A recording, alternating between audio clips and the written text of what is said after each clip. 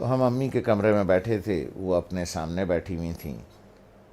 تو میری ایک ہی بہن پاکستان میں ہے، اس کے تینوں بچے بھی آئے ہوئے تھے، وہ بھی آئی ہوئی تھی.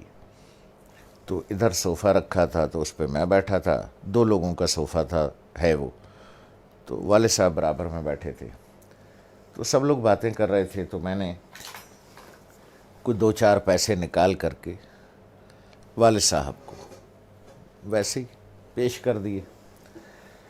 تو میں نے عین اس موقع پر یہ کیا کہ جب میں سمجھا کہ کوئی نہیں دیکھ رہا ہے، ٹھیک ہے، سب اپنے اپنے گپ میں لگے ہوئے ہیں، کوئی نہیں دیکھ رہا ہے، تو میں نے اس موقع سے فائدہ اٹھا کے جلدی سے چھپا کے ابو کو.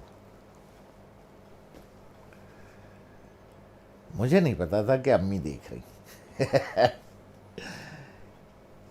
تو انہوں نے بڑے زور سے کہا دوبارہ دو، جیسے وہ ذرا سختی سے بات کرتی. تو مجھے یہ تو پتہ چل گیا کہ انہوں نے دیکھ لیا. تو میں سوچ رہا ہوں کہ یہ کیوں کہہ رہی ہیں دوبارہ دو.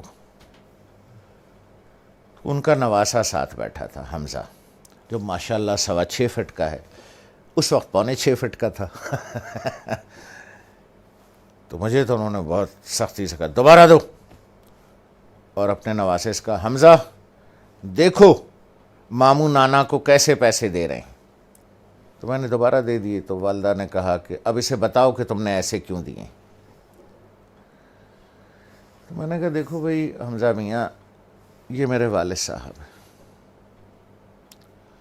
میں ساری عمر ان کے ہاتھ سے پیسے لیتا رہا.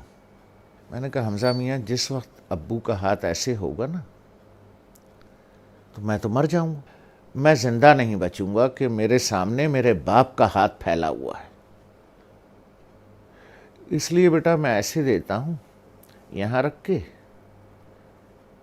کہ والد صاحب یہاں سے اٹھا لیں، انہیں میرے سامنے ہاتھ نہ پھیلانا پڑے. جس طرح سے پرانے وقتوں میں بادشاہوں کو نظر اور نیاز دی جاتی تھی نا یوں کر کے، اور بادشاہ اگر قبول کر لے، اٹھا لے، تو وہ نیاز قبول ہو جاتی تھی. جیسے آج بھی مزاروں پر ادھر ادھر پیروں کو ایسے کر کے نظر دی جاتی ہے، پیر صاحب ہاتھ لگا دیتے ہیں یا کبھی کبھی اٹھا بھی لیتے ہیں، تو سمجھیے وہ نظر اور وہ نیاز قبول ہو گئی. تو اس لیے میں ایسے کر کے نظر پیش کرتا ہوں، چھپا کے کہ کوئی دیکھ نہ لے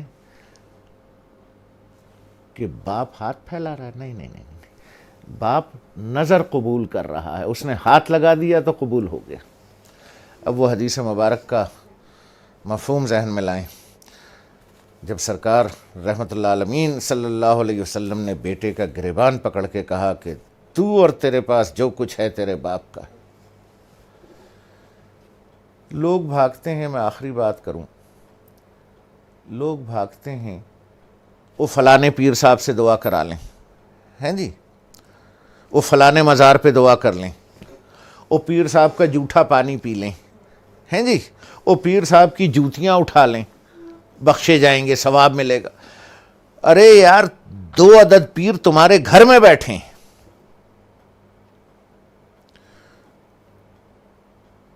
ایک عورت ایک مرد، 2 پیر تمہارے گھر میں بیٹھے ہیں یار، جا کے ان کی جوتیاں سیدھی کر، ان کا جھوٹا پانی پی، ان کے پیر دبا. پیر صاحب کے بجائے باپ کو نظر اور نیاز پیش کر، جا کے ابا کے جوتے پالش کر، ماں کی چپلیں سیدھی کر کے رکھ. 2 پیر گھر میں بیٹھے ہیں، ان کو چھوڑ کے اللہ کو ڈھونڈنے کہیں اور جاتے ہو، شرم نہیں آتی؟